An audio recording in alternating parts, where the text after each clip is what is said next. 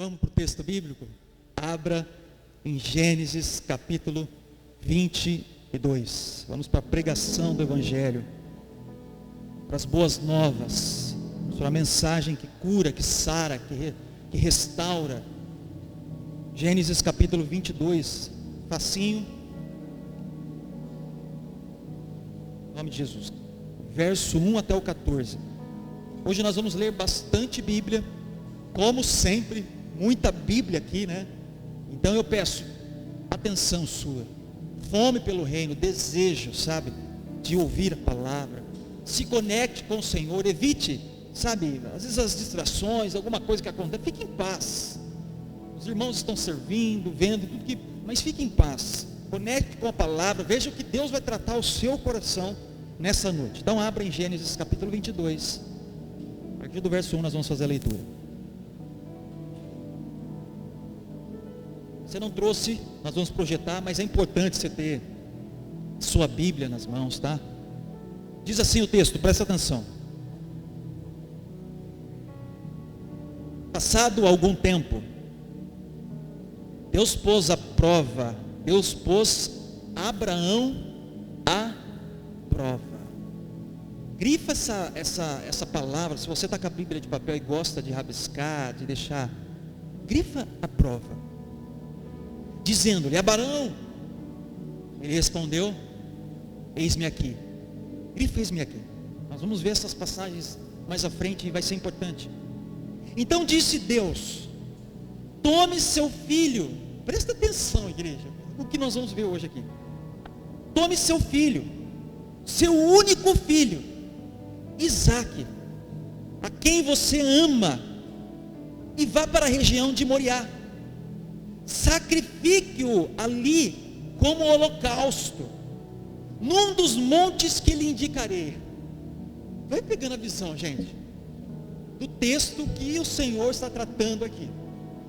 Deus pede uma prova a Abraão. Já pedi para você gritar. E nós vamos ver isso já mais para frente.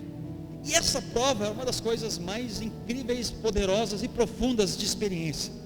Porque o verso 2 responde qual é essa prova. E a prova é: pegue o seu filho, mas não só o seu filho, a sua penca de filhos. Não, você tem muitos filhos, não. É o seu único, você só tem um. É ele que eu quero, Isaque. E é um filho que você ama, Abraão. Pega ele. E faça o que com ele? Sacrifique. E o texto é tão poderoso, nós temos que ler a Bíblia nos detalhes. Porque eu não sei se você já leu esse texto. E o texto fala assim, né? Sacrifique-o como holocausto. E você falou: uau, meu Deus, que forte e poderoso isso. Ele iria matar o filho dele. Pois é, mas tem um detalhe no texto que é muito forte, que é a questão do holocausto. Ele não iria só sacrificar, matar o filho. Tem um detalhe no texto que Deus falou para ele assim: ó, eu quero o seu filho como um holocausto. Sabe o que significa holocausto? Não era só matar, mas era queimar. O holocausto tinha que pegar, sacrificar um animal, ok? O holocausto que fazia Deus nos tempos do Antigo Testamento, seja ele para o que for, para a remissão de pecados, que assim era no Antigo Testamento. Então ele pegava o animal, cordeiro, seja o que for, sacrificava ele. E o texto tem um detalhe: eu não quero só isso, Abraão, eu quero ele como um holocausto. Então você vai matar e vai queimar ele. Você consegue compreender que loucura isso? É fora da nossa mente. Pegar o filho, matar, queimar ele. Um dos montes que eu vou indicar para você ainda. Vou falar para você qual é. Verso 3. Na manhã seguinte, quando foi isso? Foi mês que vem? Com a sua cabeça, o ano que vem? Não. Na manhã seguinte, Abraão levantou-se e preparou o seu jumento. Levou consigo 2 de seus servos e Isaque seu filho. Depois de cortar lenha para o holocausto, partiu em direção ao lugar que Deus lhe havia indicado. No terceiro dia de viagem, presta atenção nisso, terceiro dia de viagem, Abraão olhou e viu o lugar no longe. É lá, é naquele local, naquela montanha, naquela colina, naquele local.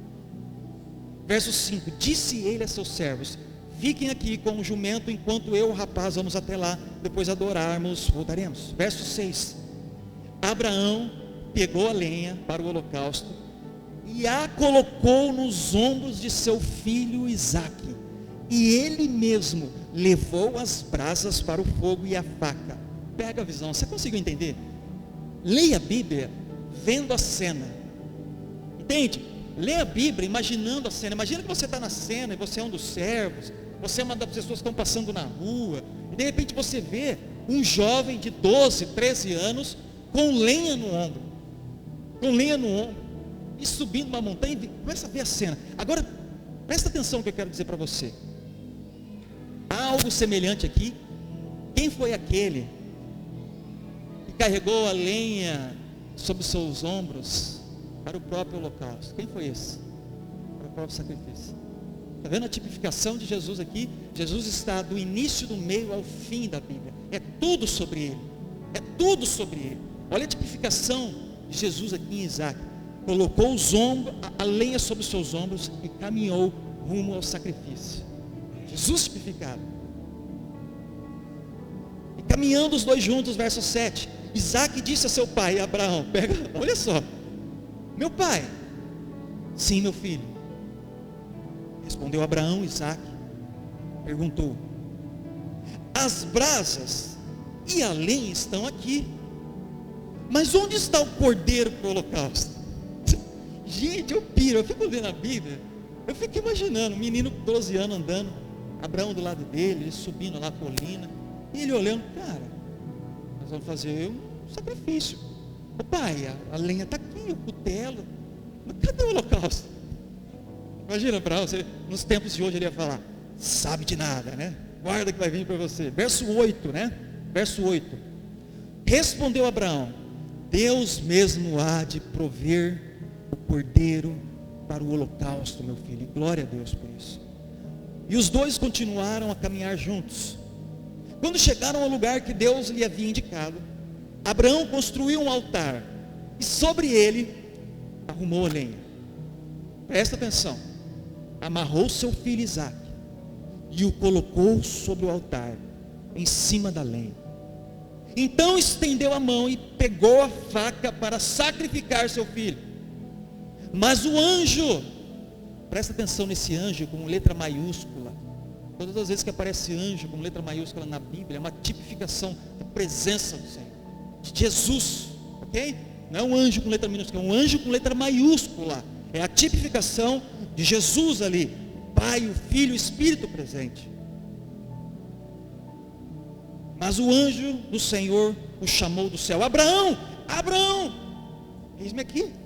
Respondeu ele, não toque no rapaz, disse o anjo, não lhe faça nada, agora eu sei que você teme a Deus, porque não me negou seu filho, o seu único filho. Abraão ergueu os olhos, estava pronto assim, né? Quando ele ergue os olhos, ele viu um carneiro preso pelos chifres, num arbusto, foi lá, pegou e sacrificou como holocausto em lugar de seu filho. Isso é poderoso. É a nossa vida. Foi sacrificado, sabe? Abraão deu àquele lugar o nome de o Senhor proverá. Por isso até hoje se diz, no monte do Senhor se proverá. Glória e graças a Deus por isso. Essa é a palavra do Senhor para nós nessa noite. Esse é o texto base, nós vamos discorrer nele, é uma pregação expositiva, nós vamos pegar o texto e analisar as passagens. Eu queria que você estivesse atento agora ao que nós vamos falar a respeito do texto com você. O tema dessa mensagem, o tema da pregação, chama-se provações e provisões. Chama provações e provisões. Pegou a visão? Só que quando eu lendo esse texto, e é um texto lindo porque ele mostra a história de um homem, o pai da fé, tem todo um contexto anterior, um contexto posterior, um contexto imediato, e nós vemos a atitude de um homem de fé, literalmente, queria sacrificar o filho, literalmente. Você tem a noção disso? Matar o próprio filho, não só matar, mas holocausto, que eu expliquei para você a diferença. Ele ia fazer do filho dele um holocausto. Ele estava ouvindo a voz de Deus, ele estava fazendo algo. E aí eu lendo esse texto, que eu já li várias vezes, já fiz pregações a respeito desse texto, Gênesis 22, de Abraão, do sacrifício de Isaac. Há diversos temas a serem feitos sobre esse texto bíblico. Talvez você já escutou uma pregação sobre esse texto bíblico de Gênesis 22. Mas tem uma palavra que queimou no meu coração na leitura que eu estava fazendo, que está no verso 1. E queima de uma forma que me chama a atenção a ponto de refletir e escrever um tema como esse, que está no verso 1, que diz assim, ó: passando algum tempo, Deus pôs Abraão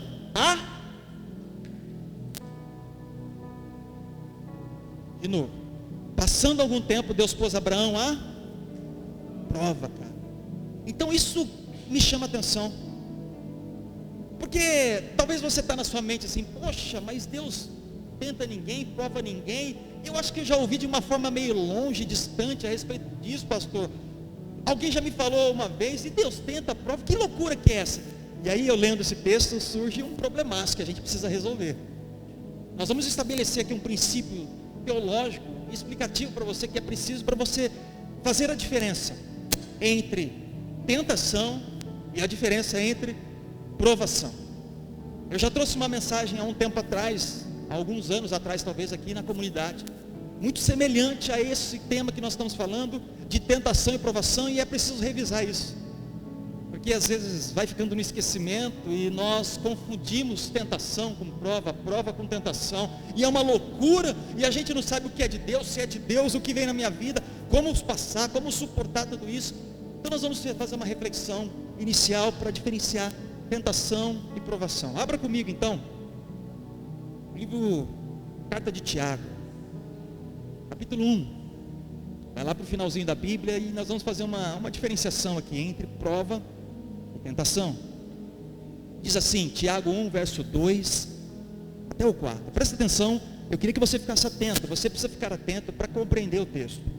Diz assim, ó: meus irmãos, preste atenção, considerem motivo de grande alegria o fato de passarem por diversas provações,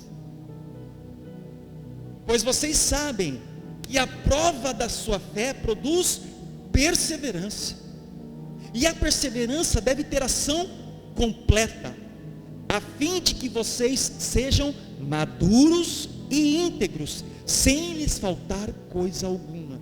Olha que loucura, pastor, eu não quero ouvir isso. Na verdade eu nunca ouvi sobre isso, e o que eu quero ouvir é diferente. Não, mas o texto está falando, de Tiago 1, verso 2, diz o seguinte: meus irmãos, considerem o motivo de grande tristeza, de grandes dificuldades, de grandes loucuras, e não, o texto fala de grande alegria o fato de passarem por diversas provações. E nós vamos tentar entender a diferença entre prova e tentação. E isso é tão poderoso que é motivo de alegria passar por essa prova que o texto está dizendo, e nós vamos entender o que é. Então o texto está falando, olha, vocês têm que, é motivo de alegria, de prazer, de orgulho, de passar por essa prova que o texto está querendo dizer, porque isso aí vai produzir para vocês um fruto. E o que o texto fala que o fruto que é a perseverança. Então vai produzir um fruto desta prova, e não só uma prova, a Bíblia fala aqui diversas provações, diversas. A palavra grega diversas aqui é poikolos. Sabe o que é isso? É um arco-íris. É assim, ó, se alegre por essas multifacetas de provações em todas as áreas. Essa é a palavra que está aqui no grego. Então essas diversas não é, poxa, eu estou sendo provado. Não, é as multifacetas de provações no plural que nós passamos. Alegria, isso produz perseverança. Isso não vai faltar, isso vai deixar a maturidade íntegra. Pastor, não é fácil. Não é, mas talvez porque falta um pouquinho de compreensão entre diferença de prova e tentação. Isso que eu estou tentando explicar logo no início. Nós não chegamos no texto base ainda, nós não estamos no centro da mensagem, mas estou construindo algo teológico para que você possa compreender essa diferença da prova e da tentação. Pastor, me mostra mais. Vem comigo, escorrega o dedo um pouquinho no verso 12, continua em Tiago capítulo 1. Vai para o verso 12 que você vai ver uma grande diferença agora que eu quero mostrar para você. Acompanhe para você entender e mudar a mentalidade a partir de hoje, sobre prova, sobre tentação, sobre essas facetas que o texto está querendo dizer. Verso 12 diz assim: feliz é o homem que persevera na provação, porque depois de aprovado, receberá a coroa da vida. Aleluia, glória a Deus, que Deus prometeu aos que amam. Quando alguém, presta atenção agora, aqui está a chave da diferença, ó. Verso 13: quando alguém for tentado, jamais deverá dizer: estou sendo tentado por Deus, pois Deus não pode ser tentado pelo mal, e a ninguém tenta. Pô, Deus, agora deu bug. Pô, é motivo de alegria. Agora ele não tenta ninguém. Que loucura isso, pastor? Calma, põe o cinto da fé aí, fica calmo. Vamos ler novamente, verso 13. Quando alguém for tentado, a palavra é diferente, pega essa: jamais deverá dizer: estou sendo tentado por Deus. É Deus que está fazendo isso aqui, essa loucura aqui. Presta atenção: pois Deus não pode ser tentado pelo mal, e a ninguém tenta. Pastor, como compreender isso? Texto com contexto. Essa é a visão da Bíblia. O próprio texto responde, o verso 14 responde para nós. O que é então essa diferença? Verso 14: cada um, porém, é tentado pela própria cobiça, sendo por esta arrastado e seduzido. Então, a cobiça, tendo engravidado, dá à luz o pecado. Qual é o fruto da tentação que é colocada, que está dentro de você, e que gera esse fruto? Então, comeu o que gera pecado. E o que mais? E o pecado, após ter sido consumado, gera um fruto que se chama morte. Gera morte. Conseguiram compreender? São duas facetas que tem, duas caixas que nós precisamos compreender. E eu peço e clamo aqui no Espírito, em nome de Jesus, que você tenha sua mente aberta para compreender a partir de hoje, e não ficar falando que as tentações satânicas que você está vivendo, as tentações carnais que você está vivendo, que é de Deus, porque o texto está falando: Deus não tenta ninguém. Mas é que a sua compreensão possa ter a partir de hoje, que é: isso é prova, uau, isso é tentação. Compreender isso. Pastor, fala mais um pouquinho a respeito disso. A gente vê isso em Gênesis capítulo 3, verso 6, a criação do mundo. Nós encontramos essa diferenciação logo na criação do mundo, porque olha o que diz o texto. Nós vamos projetar para ganhar um pouquinho de tempo. Diz assim, Gênesis 3, verso 6: quando a mulher, presta atenção para a gente compreender a diferença de tentação e de prova. E eu vou dar umas definições, e eu queria, se você gosta de anotar, você vai anotar já as definições de tentação e de provação. Gênesis 3, 6 é a visão clara da tentação, e diz assim: quando a mulher viu que a árvore parecia agradável ao paladar, pega essa, era atraente aos olhos, e além disso, desejável para dela se obter discernimento, tomou do seu fruto, comeu e deu ao seu marido, que comeu também. Uau, segunda definição de Tiago, capítulo 1, verso 14, tentação é: cada um, porém, é tentado pela própria cobiça, sendo por essa arrastado e seduzido. Ou seja, Eva, a mulher, já estava cobiçando, já tinha dentro dela a árvore, o fruto, bonito, cheiroso, desejoso. Disse: eu vou ser Deus. Isso está dentro dela. Compreende a diferença de tentação, igreja? Isso está dentro de você. Pega para o raio do que for das áreas, o raio da área financeira, o raio espiritual, o raio da área profissional, em todos. Imagina um homem traidor, um cara que tem uma tendência para a mulher. Isso está dentro dele. Deus não tenta ninguém, e isso está dentro dele, e gerado Ok?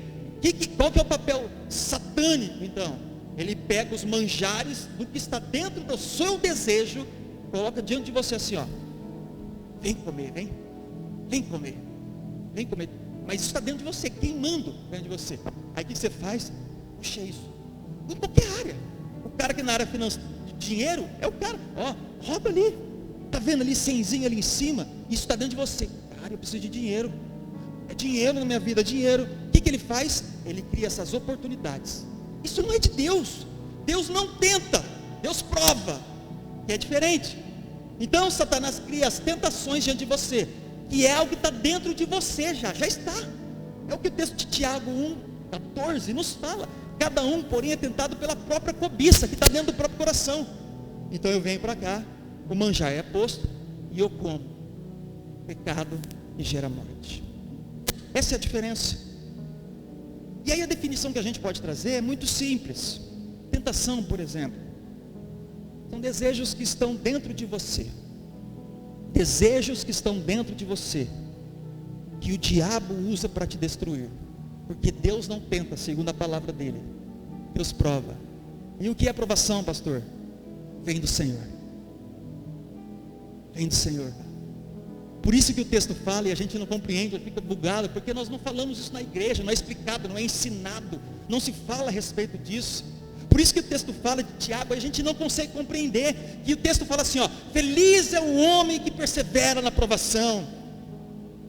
Irmãos, que Tiago 1,2 fala, alegre, grande alegria o fato de passarem por diversas provações, a gente não compreende. A gente pega a prova que Deus está dando, a gente fala, oh, Satanás, é isso, hein? Aí a gente se entristece diante da prova e se alegra diante do pecado. E a gente faz loucura. A provação vem do Senhor para te fortalecer e te tornar maduro. Gera fruto. Fruto na fé. Fruto, gente. Gera fruto. A tentação, mais uma vez, vem de você.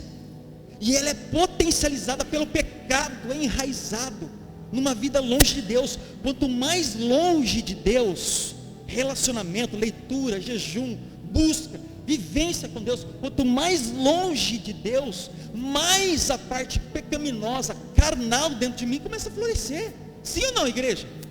Vive longe de Deus para você ver. Fica sem tomar banho 2 dias, 3 dias, 1 semana, você não aguenta entrar. Talvez você nem percebe. Você acostuma tanto com a podridão, o cheiro, eu estou normal. É perigoso você falar, fedido é o ser. E isso você está insuportável. É assim a vida. Nós começamos a nos distanciar de Deus. Aí a gente fala, não, mas fedido é o ser. Você que está no pecado, não eu. E isso é terrível. Porque quanto mais longe dele, o pecado vai enraizando em mim. Então esses desejos carnais tornam-se fonte para comer dos manjares satânicos e gera pecado e morte. E a aprovação vem de Deus, irmãos. Ela é potencializada pela graça, graças a isso. A aprovação que vem do Senhor é motivo de alegria, sim, porque ela é potencializada pela graça. É Ele que fortalece na aprovação, é Ele que dá forças, e é enraizada em uma vida aos pés do Senhor, onde eu encontro fonte, néctar, para pegar nutrientes para passar diante da aprovação, aos pés de Jesus. E aonde eu encontro néctar para continuar vivendo na tentação? Aos pés de Satanás, do mundo, da carne, da traição, do que for. É assim. Um se obtém vitória, garantida na cruz, e o outro se obtém morte. Igreja, vocês conseguiram compreender? Eu tentei ser didático, professor nesse início, para trazer luz para você possa compreender o que é prova e o que é tentação. E quando tiver acontecendo algo na sua vida, uma turbulência, uma tempestade, você fala assim, ó, opa, pera lá, isso é prova ou é tentação? E como eu identifico, pastor, o texto falou, gente, Tiago, poxa, isso que está acontecendo, foi algo que estava dentro de mim, e eu comi desses manjares carnais, e gerou isso, então é tentação. Ou não, pera lá, eu percebo, é do Senhor, e o Senhor está fortalecendo a minha vida. E isso é poderoso, porque é exatamente o texto base de Gênesis que nós acabamos de ler. Não foi isso que Gênesis 22:1 falou? Passando algum tempo, Deus pôs Abraão à provação. E o que isso produziu em Abraão? É o que nós vamos ver nesse estudo, nessa pregação de hoje. E em nome de Jesus, possa gerar na sua vida, irmão. E possa gerar na sua vida. Possa gerar na sua vida. Imagine você, eu quero fazer uma pergunta. Você aguardando um presente. Você gosta de presente? Hã? Quem gosta de presente aí? Bom demais, né? Agora imagina você aguardando um presente. Uma bênção, uma promessa. Você está aguardando uma promessa, uma bênção, um presente. Assim foi na vida de Abraão. Imagina, gente, pega uma criança, fala para que você vai dar um presente para ela. Dá dor de barriga, enquanto você não dá. A gente fica na expectativa, esperando, aguardando. Eu me lembro, quando era criança, meus pais estão aqui. O Natal sempre é uma alegria, né? Uma festa, porque nós juntávamos a família, a árvore de Natal, e os presentes em volta. A gente ficava aguardando a época, assim, era o momento máximo, né? De ganhar presente na festividade de ano. E isso é tão poderoso. Então imagina só você aguardando. É a vida de Abraão, o homem em que Deus, você precisa agora saber um pouquinho de Bíblia e contextualizar e saber quem era Abraão. Abraão não era um judeu. Ele sai de um lugar da terra. Israel não existia na época de Abraão. Ele sai da Mesopotâmia. Deus chama Abraão, fala: sai do meio desse povo e marcha para um lugar que eu vou levar. É uma terra prometida. Através de você, Abraão, eu vou levantar e vou fazer um povo. Vou colocar vocês em um local e vou fazer um povo. Esse povo se chama Israel. Deus tira um homem da Mesopotâmia e leva ele para uma terra que já tinha habitantes. Já tinha um povo idólatra lá, os cananeus, os jebuseus, todo aquele povo já estava lá. Abraão chega naquele local. Aquela terra havia uma promessa. E tem toda uma história. E nesse caminhar da onde ele estava até chegar lá, acontecem muitas coisas. E dentre elas, um presente que Deus promete. Um presente que Deus promete a ele. Isso é maravilhoso. Isso é maravilhoso que o texto mostra. Abraão com esse presente. Esse presente era Isaac. Essa era a promessa, a bênção, o presente que Abraão ia receber. E olha como essa promessa foi dita. Olha como esse presente chega para Abraão. Pega o texto, Gênesis 12, verso 1 ao 3. Olha que interessante, acompanha comigo. Nós vamos ver um pouquinho da história, como que esse presente, essa promessa chega na vida de Abraão. Diz assim, Gênesis 12, o verso 1 até o 3. Nós vamos ler alguns textos aqui, ó. Diz assim, ó: então o Senhor disse a Abraão: saia da tua terra, do meio dos teus parentes e da casa de seu pai, e vá para a terra que eu mostrarei. O chamado dele.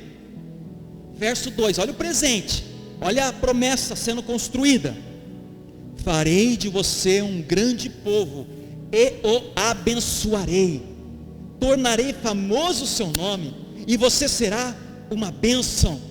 Abençoarei os que o abençoarem, e amaldiçoarei os que o amaldiçoarem, e por meio de você todos os povos da terra serão abençoados. Imagina isso, cara. Que promessa, cara. Ele saindo, Deus faz essa promessa. Como assim? Eu vou ter filhos? Não vou. Eu estou aguardando essa promessa. E aí a promessa continua, capítulo 13, vem comigo, ó. Capítulo 13, verso 14, diz assim, ó. Gênesis 13, 14. Disse o Senhor, aqui é a promessa, o presente sendo construído. Disse o Senhor a Abraão, depois que Ló separou-se dele: de onde você está? Falando para Abraão: olhe para o norte, para o sul, para leste, para oeste. Toda a terra que você está vendo, darei a você e a sua descendência para sempre.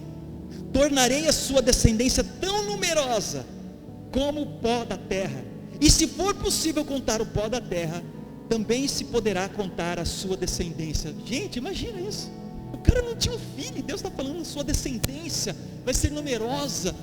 É um presente que está sendo construído. Eu quero que você cria comigo aqui essa expectativa. Abraão, essa expectativa, esse desejo desse presente. É isso que eu estou querendo que você crie. Você pense comigo, Deus falando: você vai receber um presente, você vai receber uma bênção, você vai ser numeroso. Imagina ele, cara, é verdade. Eu tomo posse, Deus. Eu não tenho filho ainda, mas eu creio, eu tenho fé. E a história continua ainda. Gênesis 17, verso 15, olha só Deus tratando com ele. Disse também Deus a Abraão: de agora em diante sua mulher já não se chamará Sarai, seu nome será Sara. Verso 16: eu a abençoarei, e também por meio dela farei a você um filho. Sim, eu abençoarei, e dela procederão nações e reis de povos. Abraão prostrou-se o rosto em terra, riu-se e disse a si mesmo, pega a visão, olha só o que Abraão fala: poderá um homem de 100 anos de idade. Sabe quantos anos tinha Abraão? 100 anos. 100 anos, cara.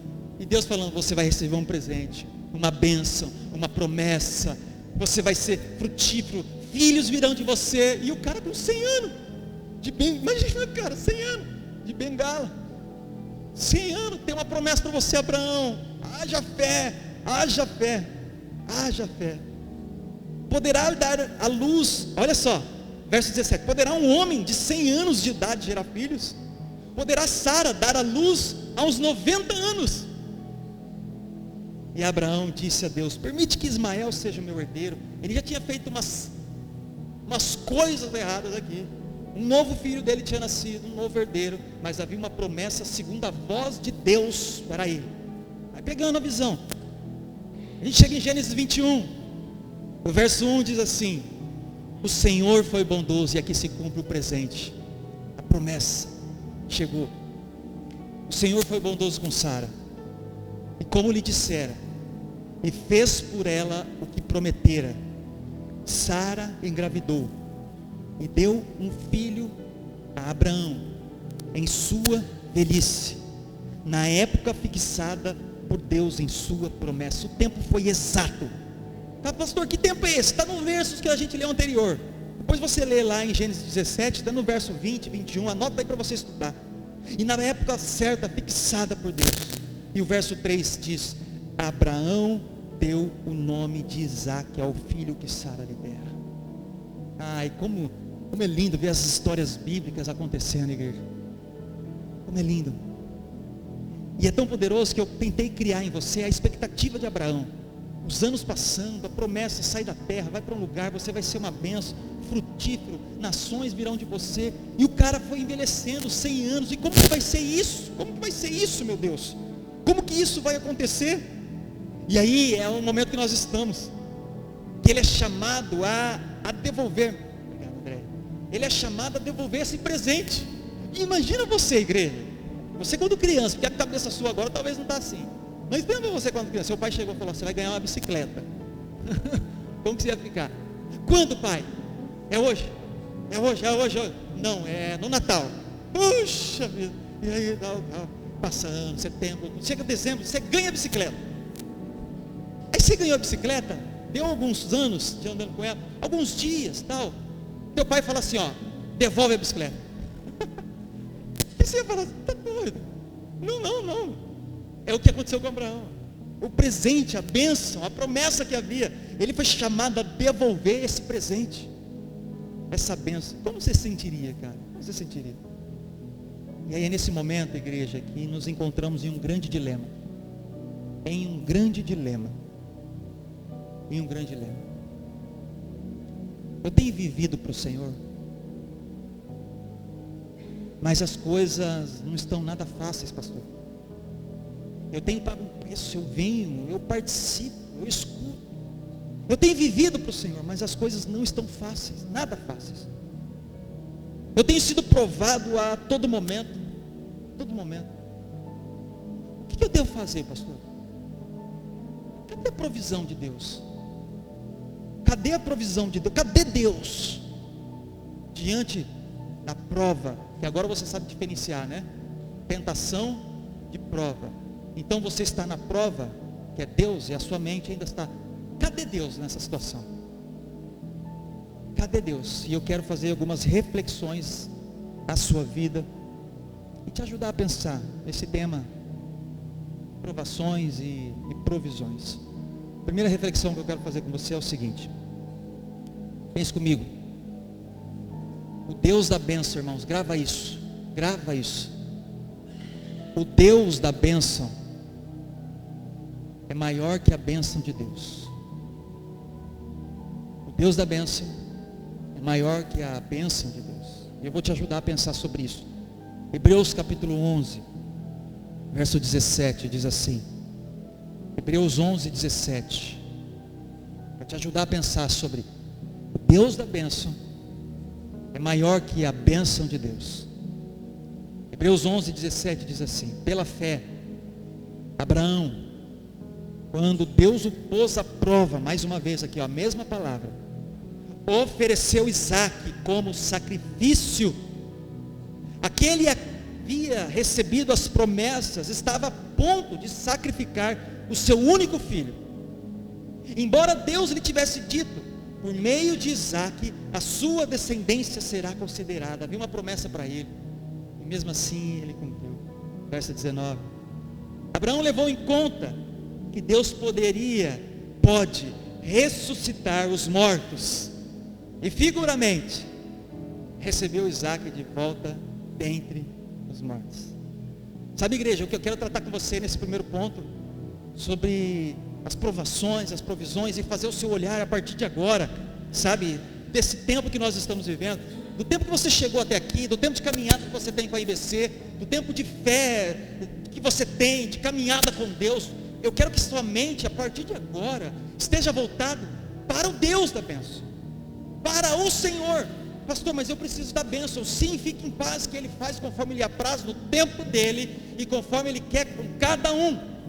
Mas isso é no tempo dEle. A partir de hoje, os seus olhos não têm que falar, mas é para Ele. Levante os seus olhos para Ele. O problema é que nós vivemos como se tudo se resumisse aos nossos 80 anos de vida que nós vamos ter, 90, 70 anos.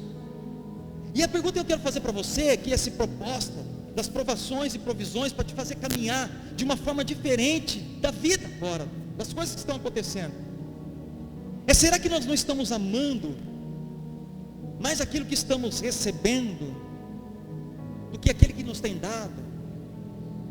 Será que você não está esperando muito aquela cara? Pastor, mas calma, como que eu quero tratar o seu coração? Mas você está se esquecendo daquele que é o provedor, do provedor. Igreja, grava algo para vivermos a provisão. Nós estamos falando sobre provação, que é de Deus, que produz fruto, perseverança, produz algo, porque é do Senhor, é Ele que dá a provisão. Então, se nós estamos falando de provação, para vivermos esse bate-bola que eu estou propondo, para você compreender a provisão, nós precisamos entender tudo o que está acontecendo, e esse ambiente diante de nós. Para Abraão existia um amor gigante. Imagina a promessa, cara. Eu tentei construir algo, mas eu não sei se eu consegui. Algo de amor, de expectativa na vida de um filho. Deus tira aquele homem de uma terra, manda para ele um lugar e fala: você vai ter descendência, filho. E ele aguarda, chega a 100 anos. Eu tentei construir esse amor, essa expectativa por esse presente. Então, para Abraão existia um amor gigante, e era Isaque, cara. Esse era o amor. Essa é a proposta, sabe? E aí vem umas perguntas, cara: por que Deus manda matar o filho? Você faz essas perguntas também para o texto? Ou só eu? Por que Deus manda matar o próprio filho? Aquela loucura daquele tempo ali, só para vocês entenderem,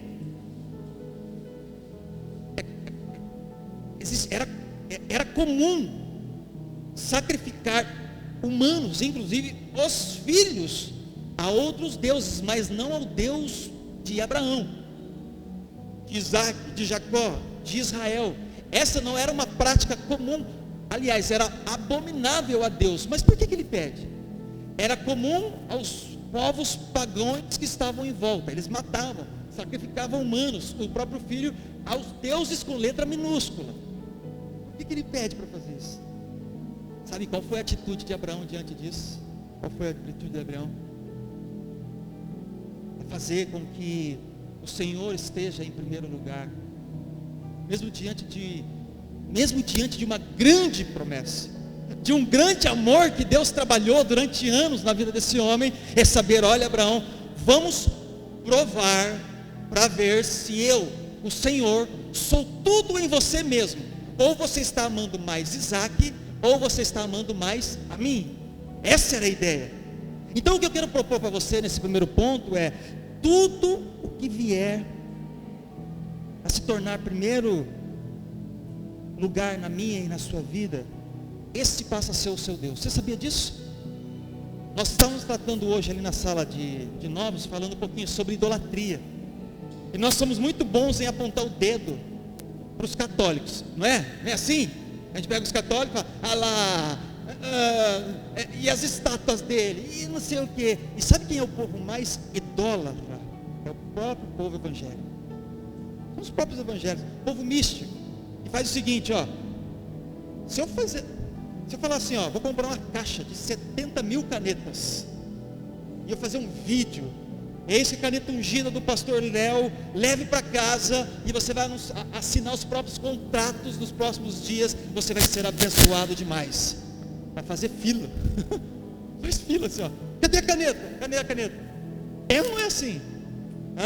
Pega o suor da toalhinha, vamos lá. É ou não é assim? O povo idólatra. Ah, mas é os católicos. Somos nós. Pega a mão ungida no papel, leva, põe no quadro, passa pelo arco do triunfo, banha-se 7.000 vezes lá não sei aonde, pega a saliva ungida. É assim que nós somos, místicos. Por que isso acontece, pastor? Porque nós tornamos essas coisas um Deus para nós. Essas coisas vêm em primeiro lugar. É a proposta que eu estou falando. A bênção está em primeiro lugar, e eu coloco isso em primeiro lugar. Então, para o que for, eu faço o que for preciso. É a caneta ungida, isso se torna o meu Deus. Tudo que vier a se tornar em primeiro lugar na sua vida, isso é o seu Deus. Isso pode ser tudo. O seu carro pode ser um Deus para você, o seu trabalho pode ser um Deus para você, a sua beleza pode ser um Deus para você, a busca por likes pode ser um Deus para você. Tudo se tornar primeiro lugar na sua vida se torna um Deus. Entende o que eu estou querendo propor? Às vezes nós confundimos felicidade. Nós falamos que felicidade está em uma viagem, felicidade está em ter uma conta bancária. Presta atenção, igreja. Eu não faço aqui, eu não estou propondo que você tenha uma vida pobreza e de miséria. Não, a ideia não é essa. O problema não está em ter um Isaac, porque o Isaac pode ser qualquer coisa na sua vida, pode ser a bênção que você está aguardando, maravilhoso. Quantos Isaques nós estamos aguardando aqui? Quantos Isaques? Eu aguardo várias coisas que estou aguardando. A promessa que Deus falou há um tempo, a promessa que Deus falou há anos, um tempo que o Senhor está tratando no meu coração, eu estou aguardando. Talvez você tenha o seu Isaac aí que você está esperando. Então o problema não está em ter o Isaac. Sabe, você está aguardando aí a promessa, maravilha. O problema não é isso, mas a posição que esse Isaac ocupa na sua vida. Essa é a grande diferença. Porque lembre, tudo que se tornar primeiro lugar na sua vida, se torna um Deus. Se torna um Deus. E aí o que Deus fez com Abraão? Prova. Vamos ver se o Deus da bênção é maior prioridade do que a bênção de Deus. Sabe, igreja, é isso que nós muitas vezes fazemos. Nós oramos: Senhor, abençoa a minha vida com o trabalho. Eu preciso tanto, me abençoa, Jesus, com o trabalho. Não é assim, pega a visão. Me dê um trabalho, Jesus. Me dê um trabalho, a pessoa está desempregada, está difícil as coisas. Me dá um trabalho, Jesus. Sabe o que Deus faz? Trabalho, vamos lá, abre uma porta de emprego. Só que nós não estávamos olhando para o Deus da bênção, nós estávamos olhando para as bênçãos de Deus. O cara começa a trabalhar, não põe o pé mais na igreja, não participa de um pequeno grupo, não lê mais a Bíblia, não tem tempo. Estou cansado, cara, chega cedo, não tem como orar, eu não consigo orar, lê a Bíblia, está criando teia de aranha. Sabe o que é isso? Olhava para a bênção de Deus e não para o Deus da bênção. O trabalho se torna um Deus na vida dele, porque é o primeiro lugar. O que Deus faz? Com Abraão, provou para ver se era isso. Com Abraão deu certo. E conosco? Deus tem provado? Não. A mensagem está batendo no seu coração, o Espírito está tratando com você? Porque olha que maravilhoso, eu não sou contra os Isaques, eu só sou contra a posição do Isaac na sua vida. Eu quero Isaac, eu tenho esperança de algo, de coisas, para a igreja, para a minha vida em particular, para o meu filho, coisas financeiras. Eu tenho um monte de Isaac aguardando. Agora, que posição que esse Isaac está na sua vida? Salmo 37,4 nos fala a respeito de esperar e descansar no Senhor. Olha o que diz: deleite-se no Senhor e Ele atenderá aos desejos do seu coração. O princípio então é o Deus da bênção. Deleite-se nele, espere nele, descanse nele, confie nele. Há um lugar, nós cantamos isso hoje, não é? Esperança em ti.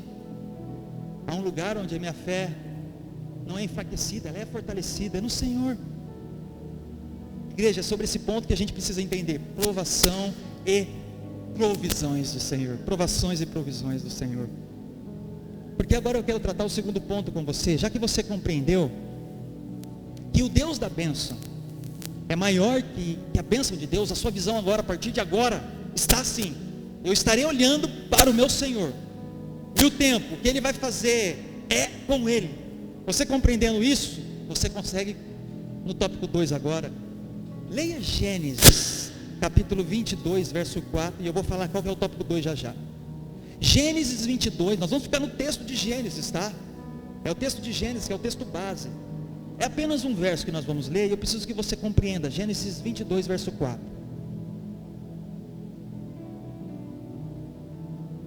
Gênesis 22, verso 4, diz assim, ó: no terceiro dia de viagem, grifa isso. É no primeiro? É no segundo? No terceiro dia de viagem, Abraão olhou e viu o lugar ao longe. Cara, isso aqui é muito revelador, essa palavra. Olha que poderoso. No terceiro dia de viagem. Pega comigo assim, ó, o que Deus está tratando. No terceiro dia de viagem, os caras saíram de onde ele estava, Abraão, Isaac, os servos, e eles caminharam, dormiram junto, sentiu o cheiro do filho. Imagina a cabeça de Abraão, andando, passa um dia, puxa, Deus pediu para entregar meu filho, cara. Imagina, seja mente fértil. Imagina ele andando, jantou, brincando com pedra lá, Abraão e Isaac brincando, pescando. Segundo dia, caminhando junto. Poxa, Deus pediu meu filho, cara. Eu não só vou ter que matar, mas holocausto, vou ter que queimar ele. E caminhava. Terceiro, 3 dias caminhando. Imagina ele sentindo o cheiro. Pai, me dá um pedaço dessa carne. Pai, me ajuda aqui a pegar isso aqui. Imagina a cena, cara. Imagina a cena. Ele caminhou 3 dias. Segundo ponto para você refletir comigo: continue a caminhar, mesmo em meio à dor e às incertezas. Num tempo de provação e provisão, pega essa: continue a caminhar, mesmo em meio à dor e incertezas. Ele caminhou 3 dias. Imagina o coração desse pai, cara. Imagina, meu filho hoje, ele estava jogando, não foi ontem, né, machucou o pé jogando bola. Ele joga bola descalço. Pisaram no pé dele lá, rasgou lá e tal, e veio abrindo o bocão, cara, chorando lá em casa. Aí a mãe dele veio, pegou ele, a Ellen foi, e ele gritava lá: meu pé. E eu estava na frente do computador, estava escrevendo, lendo os negócios. Cara, meu coração arrebenta, como um pai, porque ele fez um cortinho de nada no pé, assim, ele estava chorando. Puxa, cara, passa essa dor para mim, deixa eu quero tirar. Imagina isso, Abraão andando com seu filho, falando: cara, eu vou holocausto, eu vou queimar ele. Sabe o que isso está querendo dizer para nós? Abraão continuou caminhando, mesmo caminhando com o coração apertado. A Bíblia não fala, eu que tenho a mente fértil, tá? É o que o Senhor que está querendo tratar conosco. Continue a caminhar, mesmo em meio à dor e à incerteza. Não pare, cara. É um tempo de provação, porque é dos céus. Então, creia que a provisão virá. Continue a caminhar. Imagine a cena, cara, de não só se dispor aí, mas está 3 dias pensando no Isaac, e vivendo a angústia diária ali que ia acontecer. O que nós faríamos, cara? Nós pararíamos ou continuaríamos? Responda você, se fosse você, com o seu pensamento, a sua forma de pensar. Você pararia ou continuaria? No primeiro dia, Deus falou que você vai, e Deus vai te levar para um lugar ali, vou te mostrar qual é, você vai sacrificar Isaac. O que você ia fazer? Tá bom, Deus, vamos lá. No primeiro dia que você ia ver seu filho ali e tal, você ia falar, não, Deus, chama outro. Põe outro no lugar, não dá isso aqui para mim não. Sabe o que eu quero trazer para você, cara? É o que nós fazemos. A aprovação vem para fortalecer seu casamento, sua vida espiritual, seu ministério, o que for. Sabe o que Deus está tratando conosco? Seja forte, cara. Seja forte, porque num tempo de provação, a provisão. Continue a caminhar, mesmo em meio à dor. Sabe o que a gente faz? Desistimos. Ontem na vigília nós falamos tanto a respeito disso. Pregamos a respeito, louvamos, adoramos. 3 horas de adoração profunda com Deus, louvores, pregação a respeito disso. Nós iniciamos e no início, meio ao fim, foi palavra de esperança. Esperança. É isso que o Senhor está tratando conosco. O que nós faríamos no contexto de Isaac, mas o que você está fazendo com a sua vida, com o seu matrimônio, com o seu filho, já era. Não serve mais, Senhor, eu desisto. Eu não consigo. Cara, é isso que o Senhor está querendo tratar conosco. Nós pararíamos ou continuaríamos? Igreja, grava essa frase.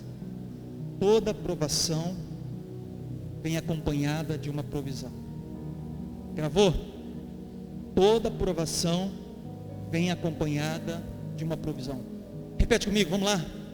Toda provação vem acompanhada de uma provisão. Mais uma vez, toda provação vem acompanhada de uma provisão.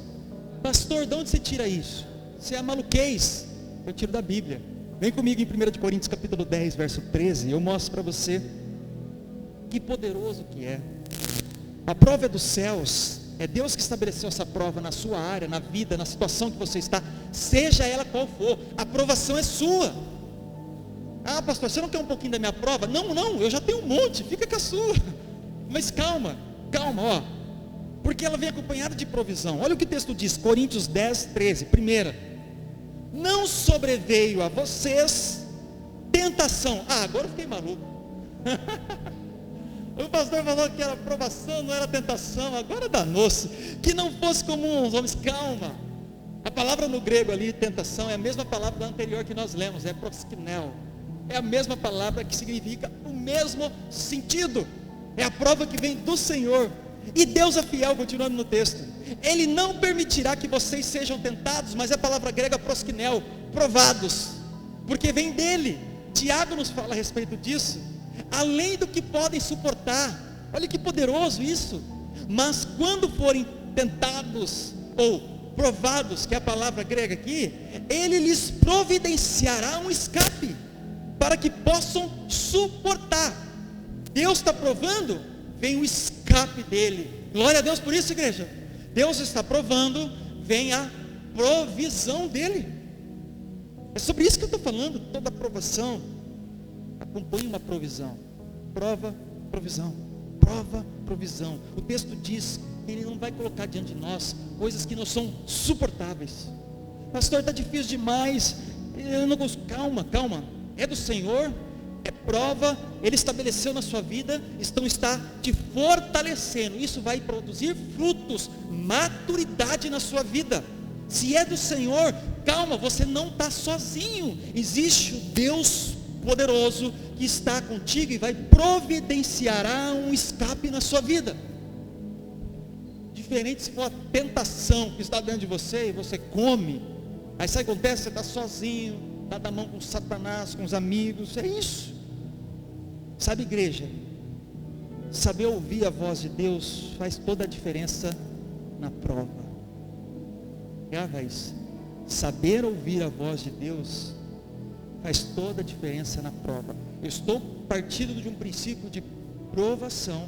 Nós distinguimos isso no início, vindo dos céus para nós. Então nós compreendemos que o que eu estou vivendo veio do Senhor para me fortalecer e para gerar fruto. Amém. Eu sei que eu não estou sozinho, porque Ele providenciará o escape. Amém. E nesse processo todo, ouvir a voz dos céus fará toda a diferença. Sabe por que isso?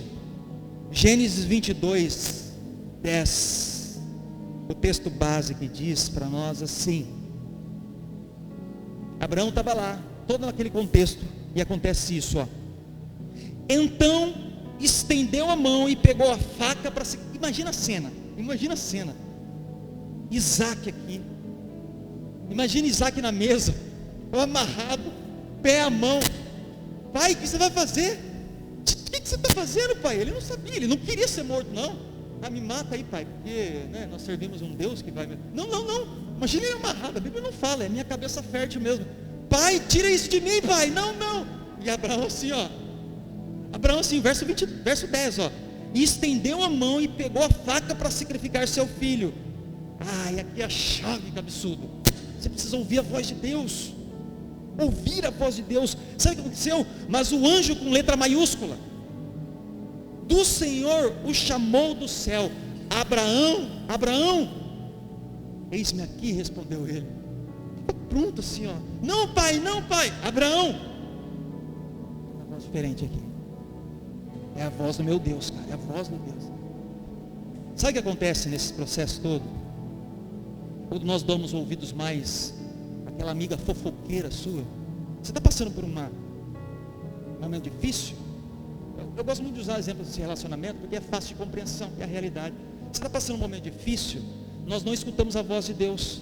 Sabe o que a voz de Deus fala? Perdoa. Ama a esposa como Cristo.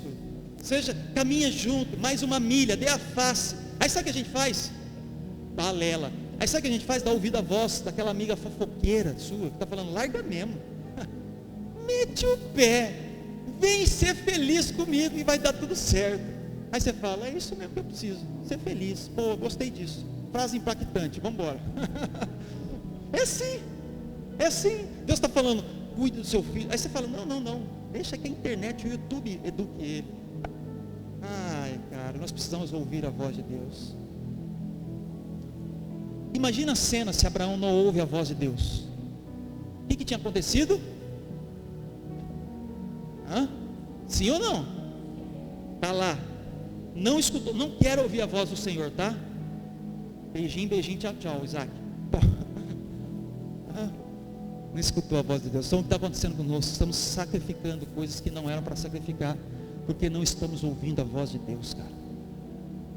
Há ministérios, há chamado aqui na vida sua, ministerial, que estão sendo sacrificados porque você não está ouvindo a voz de Deus. Sabe que você está dando ouvido mais? Ao contexto, ao que está acontecendo, ao seu cansaço, às suas angústias, sabe, ao seu desejo. Sabe, você não está ouvindo a voz do Senhor. Permaneça, continue, vamos lá, eu vou te fortalecer, eu vou dar o escape para você. Nós vivemos isso, igreja, mês a mês, diariamente, nessa comunidade, do início dela, até quando o Senhor Jesus voltar para nos buscar. É assim que nós vivemos, em todos os sentidos, e principalmente financeiros nessa igreja. Milagres contínuos, sabe, do Senhor, não sacrificar aquilo que é, porque o Senhor tem falado: olha, eu vou dar provisão para vocês. É assim, gente. Quantas vezes, aos 45 do segundo tempo, assim, vamos matar Isaac. Quem que é o Isaac que vai morrer agora aqui nessa igreja? Vamos lá. Quem que nós vamos matar? E o Senhor providencia. A gente recebe uma ligação, uma oferta. Gente, quanta experiência, cara. Esse mês, essa semana agora, nós há tempos que nós estávamos querendo climatizar a igreja. Pastor, mas está frio agora. Vem os 300 dias do ano aqui para você ver o forno que é. E nós estávamos angustiados, nós precisamos climatizar, Senhor, mas é no seu tempo. Vamos caminhar 1 dia, 2 dias, e nós olhando a situação, e nós recebemos uma semente, cara, essa semana que passou. Nós ganhamos um ar condicionado de 60 mil BTUs para a comunidade. Ganhamos 12 mil reais praticamente. Nós ganhamos. Provisão do Senhor é ficar atento, é ouvir a voz dele. Nós poderíamos lá atrás falar: não, vamos comprar, vamos fazer um final, não tem, está calor, está todo mundo suando. Nós abrimos a igreja, tem que ter ar condicionado. Não, é no tempo de Deus. Como Abraão, vamos caminhar mais 1 dia, e a gente vendo mais 2 dias, e foram anos assim. E o Senhor proverá. Sabe, temer a Deus, igreja, vai muito além do que palavras. É muito além. Quem teme a Deus aqui? Você teme a Deus? Quem teme a Deus, de verdade? Meu Deus, você teme a Deus? Mas vai muito além de palavras. É uma atitude de obediência. Temer a Deus vai muito além de falar, eu temo a Deus, I love Jesus. Sabe, vai muito além disso. É obedecer. Gênesis 22, 12, a história que nós estamos vendo, diz assim, diz assim, Gênesis 22, 12, Abraão, Abraão, eis-me aqui, respondeu ele, não toque no rapaz, disse o anjo, não lhe faça nada, agora sei que você teme a Deus, porque não me negou o seu filho, o seu único filho, sabe, é uma atitude de obediência. Moisés só viu o mar abrir, porque ele ouviu a voz de Deus e obedeceu. Moisés, pegue o cajado, toque na água que elas vão se abrir. Certo, general. E ele vai lá, pega o cajado, toca na água, o mar se abre. Ouvir a voz de Deus e obedecer. Noé só viu a arca e a sua família salva naquele local, naquele ambiente, porque ele ouviu a voz e obedeceu. Noé, construa uma arca que eu vou vir e acabar com o ser humano. E ele faz, ouviu e obedeceu. Ai, pastor, cada história doida, né? Traz para a sua vida. Sabe o que Deus está falando? Escute a voz dele sobre a área que você está vivendo, ou a área que você está vivendo. Traz para a sua vida. Escute a voz dele e obedeça. Deus está falando para você parar de falcatruas, de ser um mentiroso, sabe, de enganações, de uma vida promíscua, sabe, uma vida de debandadas. Deus está falando, obedeça, você está sendo alimentado constantemente a respeito disso. Viva para mim, sirva a mim, ame a mim. Deus está falando, e o que cabe agora, cara? Obedeça. Porque temer vai além de palavras, amém, num culto. É obedecer, é na segunda-feira, a hora que você chega na sua casa, e seu marido, a sua esposa está lá, e que seu filho talvez não chegou ainda da noitada, e o que você faz? Você vai de joelhos, escuta a voz do Senhor, e permanece firme diante da dor e da angústia. É isso que o Senhor tem tratado conosco nessa história, é isso que o Senhor tem tratado, porque olha o que o Salmo 126 diz, Salmo 126 diz o seguinte: aqueles que semeiam com lágrimas, com cantos de alegria colherão. Agora você consegue compreender um pouco os textos bíblicos que falam a respeito disso? Aquele que sai chorando enquanto lança semente, voltará com cantos de alegria, trazendo os seus peixes. Agora você compreende por que isso, essa passagem louca, porque vem do Senhor, é uma prova que produz força, e Ele dá o escape, e assim eu vejo uma luz no fim do túnel, porque é o Senhor que estabeleceu, é o Senhor, é o Senhor, cara, é o Senhor. Existe uma história tão legal, igreja, tão legal, que existia um homem, um ferreiro, sabe o que é ferreiro? Esse cara que mexe com ferro e tal. E ele é um homem da noitada, da vida louca, de traição, de drogas, de não sabia quem era Deus. E de repente ele se converte a Deus.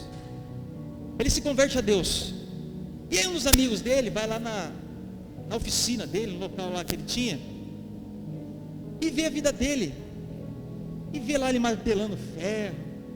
E começa a tirar sarro dele, fala: quer saber se você se converteu a Jesus aí, né, cara? Ele e ferro. Eu vou mexer com isso antigamente. Mexer com ferro assim.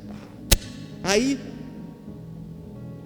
os homens falam assim: cara, mas a sua vida continua ainda, tudo está difícil, olha quanta turbulência que está acontecendo em você.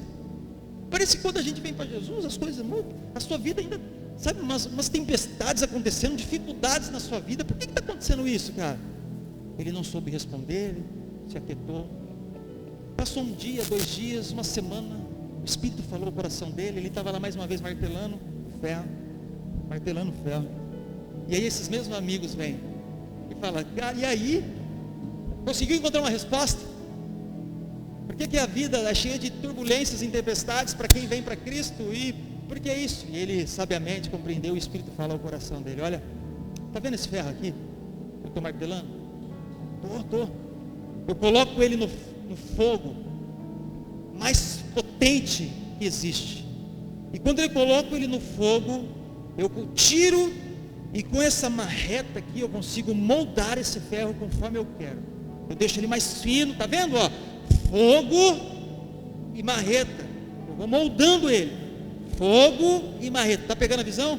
E eu vou moldando ele. Tá vendo agora essa outra parte aqui? Essa vasilha com água. Quando eu coloco o ferro dentro dela, escuta o que acontece. Toda a vizinhança escuta esse barulho. Ele coça a cabeça, fica sem entender. E ele fala assim: deixa eu trazer a explicação para você. Esse ferro somos nós que somos colocados no fogo para sermos moldados. As provas do Senhor que vem e nos molda conforme Ele quer. E vai nos moldando. E Ele dá o escape. Sabe de que forma? Quando nós somos encharcados no Espírito do Senhor. E assim acaba alcançando outras pessoas. Todas as pessoas começam a ver que agora o que nós carregamos é maior. Essa é a história. E eu caminho por terceiro e último ponto para você. Se nós temos que caminhar, mesmo diante da dor e das incertezas, o que me dá esperança? O que te dá esperança para a gente finalizar? É que milagre é com Deus. Que milagre é com Deus. Milagre é com Deus. Olha o que acontece. Gênesis 22, verso 5. A história diz: disse ele a seus servos: fiquem aqui com o jumento, enquanto eu e o rapaz, pega essa, vamos até lá. Depois de adorarmos, voltaremos. Você conseguiu compreender ou não? Você pegou a visão? O que o texto diz, gente? Abraão fala assim, eles chegam no local, imagina que aqui é um monte, eles chegam e falam para o seu servo: olha, aguarda aí, porque nós vamos lá adorar, mas eu e ele, nós vamos voltar. Mas o que Deus tinha falado para Abraão? Que ninguém sabia, só Abraão sabia, nem Isaac sabia. O que Deus tinha falado? Que era para sacrificar e fazer o quê? O holocausto. Deus não tinha falado para ele: leva que eu vou prover para você. Não.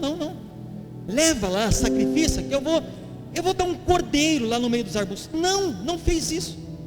Você pegou a visão poderosa do que Abraão, nós vamos, mas vai voltar eu e ele. Espera aí, Abraão compreendia que o milagre é de Deus. E o que cabia a ele?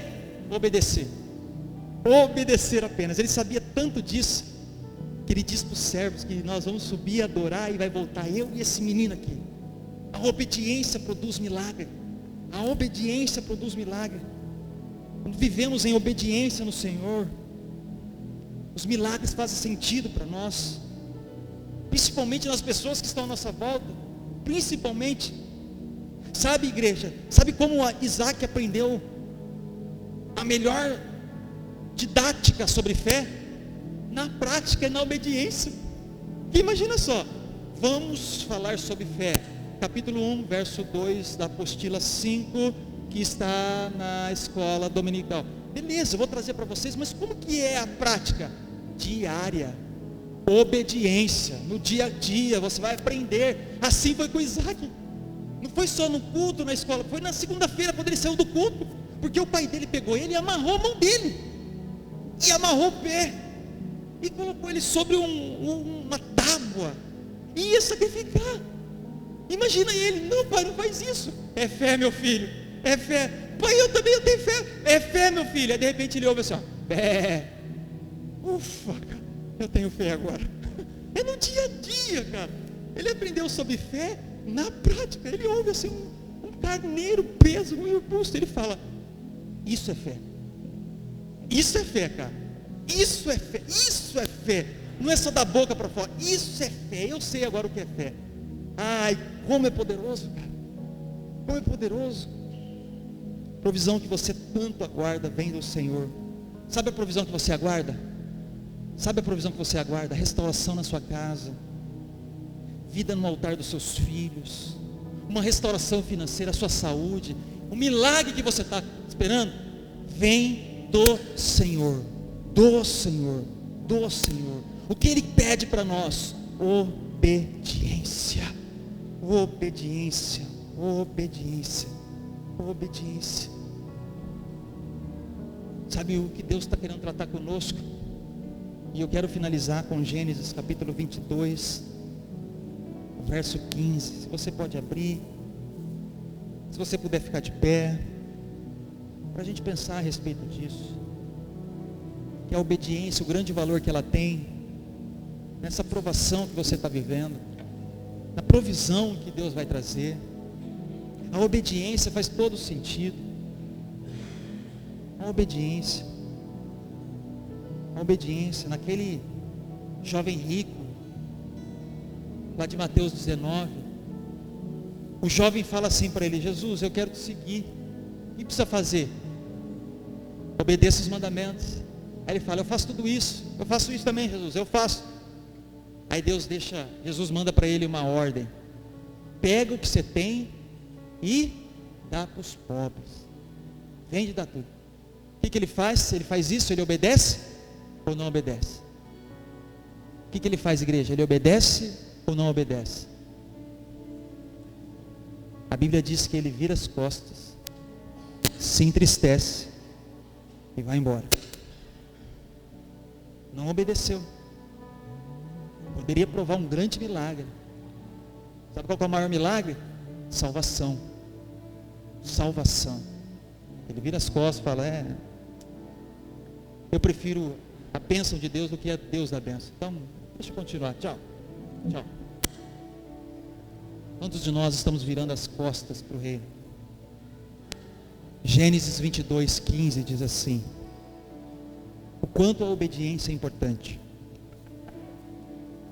Pela segunda vez, o anjo do Senhor chamou do céu a Abraão e disse: juro por mim mesmo, declara o Senhor, que por ter feito o que fez, não me negando o seu filho, o seu único filho, esteja certo de que o abençoarei e farei seus descendentes tão numerosos como as estrelas do céu e como a areia das praias do mar. Sua descendência conquistará as cidades dos que lhe forem inimigos, e por meio dela todos os povos da terra serão abençoados, porque você me obedeceu. A provisão que você está aguardando diante da prova que é do Senhor, tem um gatilho que você não tinha compreendido, e em nome de Jesus você vai com esse pensamento: obediência. Obediência. Aonde? É você e Deus e a sua prova. O que você precisa obedecer? Qual é a sua parte? Porque milagre é de Deus. O milagre que você está esperando é dele. Mas o que cabe a você? Qual é a sua obediência? Fidelidade que você precisa ter mais?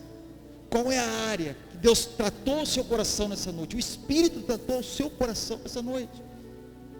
Qual é a área? Tem uma história, e nós vamos finalizar com uma oração. Eu já contei essa história algumas vezes, eu queria que você escutasse mais uma vez. Havia uma tribo indígena, e essa tribo indígena tinha um rito de passagem da fase de adolescente para homem. Então, os meninos, quando eles iam se tornar homem, tinham um rito de passagem. E o rito de passagem era o seguinte: ninguém poderia falar para o outro, para o mais jovem, para o próximo que ia passar pelo rito de passagem, o que acontecia. Esse menino era colocado em uma floresta,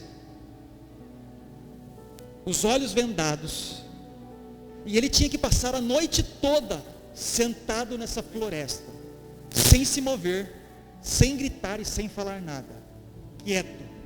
Se ele amanhecesse no outro dia, firme, e voltasse para a tribo e falasse: eu venci, ele passaria a se tornar um homem e um chefe na tribo.